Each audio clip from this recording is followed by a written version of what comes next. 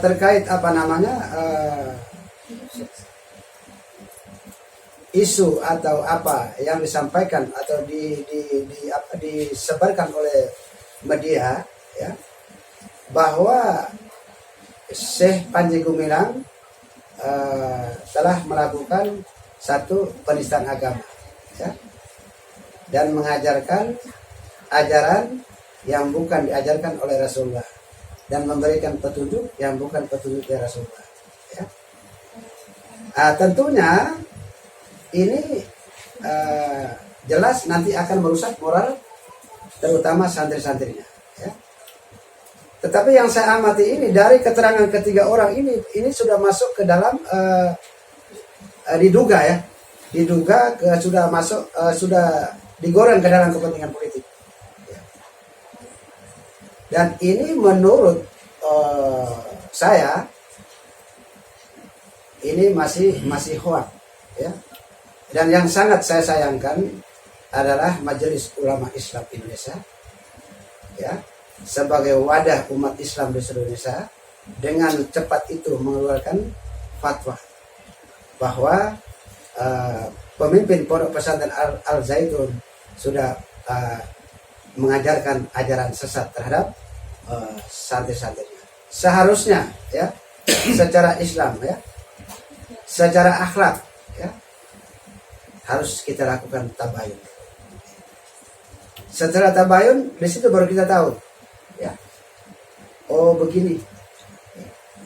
Tetapi ini saya sangat menyayangkan MUI juga ikut terpengaruh dengan berita-berita yang belum pasti, ya.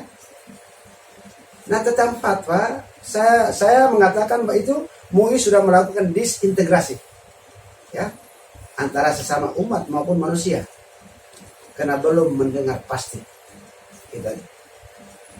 Dan saya berharap pemerintah, terutama yang punya otoritas hukum, segera mengambil langkah-langkah tindakan yang preventif sehingga situasi keadaan Pondok Pesantren Al Zaitun itu menjadi kondusif. Saya tidak mau ada hal-hal yang mau mencelakakan atau mau mencederai pondok pesantren yang dikenal pondok pesantren terbesar di Asia.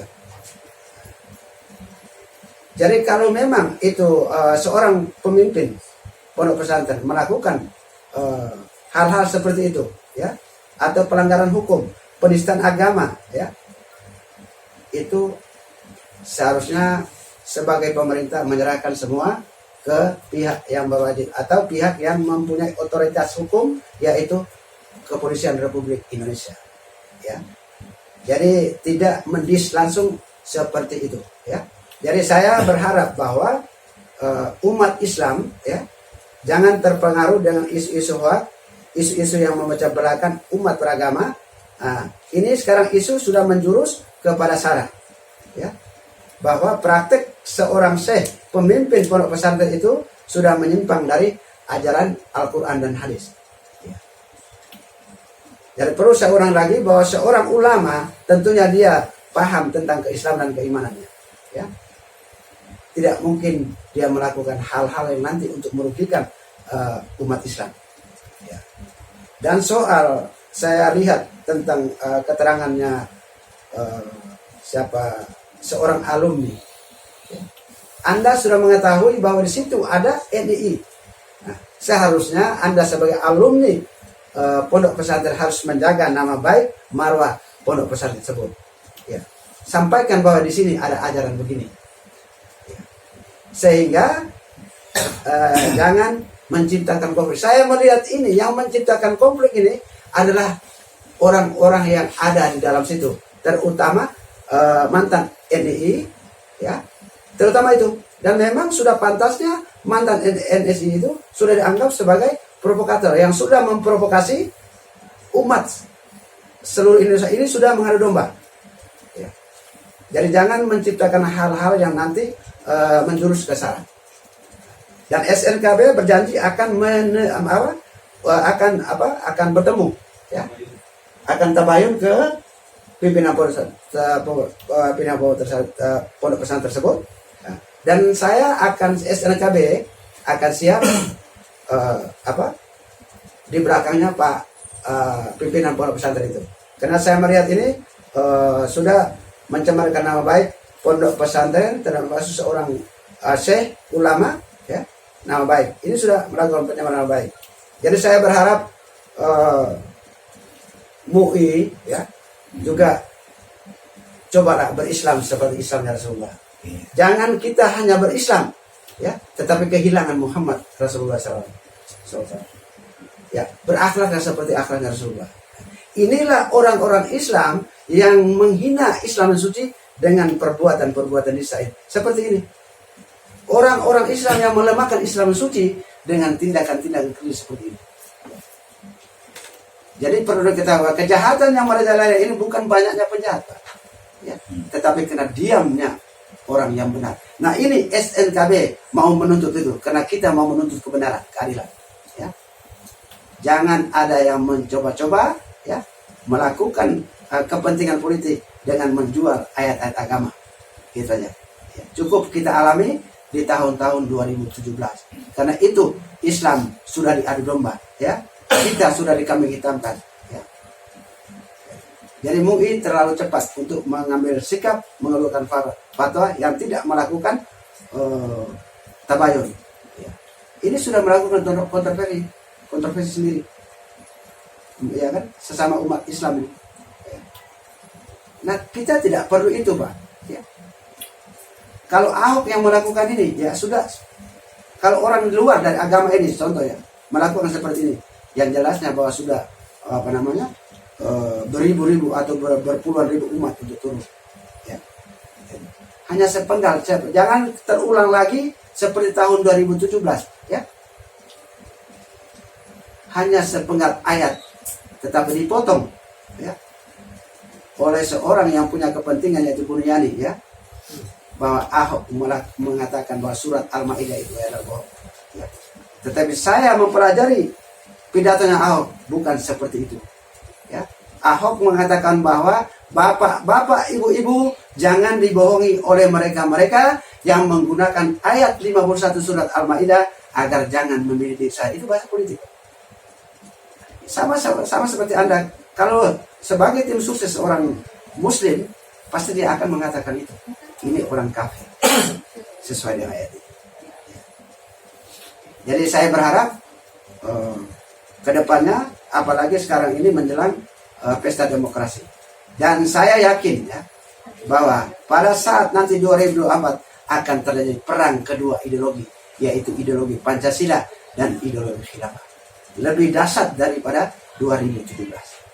Inilah tugasnya SNKB untuk mengkanter semua isu politik yang menggunakan isu sara untuk kepentingan politik. Nah, ini tugas kita untuk mengkanter itu. Kira-kira seperti itu. Itu sudah kenyataan, ya. Itulah seorang pemimpin pondok pesantren, dia sudah menunjukkan keimanan dan keislaman. Karena itu masyarakat tahu, ya, bahwa inilah pondok pesantren. Walaupun dihujat, dicaci maki, ya, dikatakan penistaan agama, dikatakan penyimpangan ajaran terhadap ajaran yang bukan ajaran Rasulullah, memberikan petunjuk bukan petunjuk Rasulullah. Tetapi buktinya sekarang santri makin banyak. Ya. Jadi inilah tugas SNKB untuk memberikan motivasi, ya, kepada masyarakat. Bahkan kita bantu untuk santri-santri yang ingin mau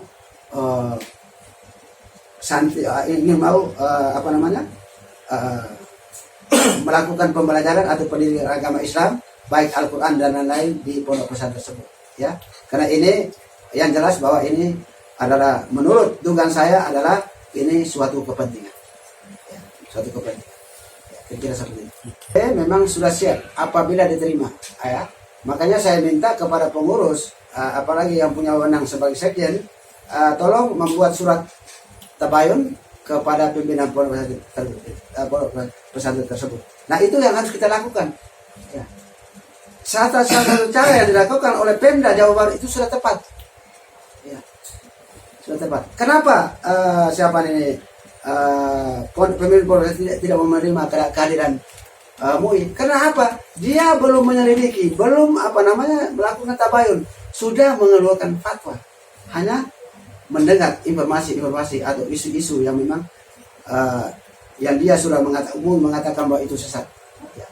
Seharusnya MUI itu harus memberikan contoh terbaik untuk semua umat Islam. Wah, inilah ajarannya. Ya, kita harus lakukan tabayun. Di situ baru kita lihat buktinya. Ya. Nah itu siapapun dia. Saya pun tidak mau terima MUI apabila MUI sudah menyatakan fatwa duluan, mengeluarkan fatwa duluan. Nah saya tidak merasa saya melanggar syariat Islam, ya kan? Dan begitu pun seorang pimpinan pondok pesantren terbesar, dia tidak merasa melakukan hal tersebut. Yang dia lakukan itulah ajaran sesuai yang diajarkan oleh Rasulullah dan petunjuk sesuai dengan petunjuk yang Rasulullah. Ya, gitu. Jadi kira-kira seperti itu. Kalau bisa secepatnya Pak. Ya, karena ini kita harus mengkanter ini semuanya. Ya, ini demi kemaslahatan umat Islam khususnya, ya, dan umat yang beragama lain. Ya. Karena mereka juga nanti tidak akan merasa nyaman. Ya. Seharusnya mayoritas itu harus mengayomi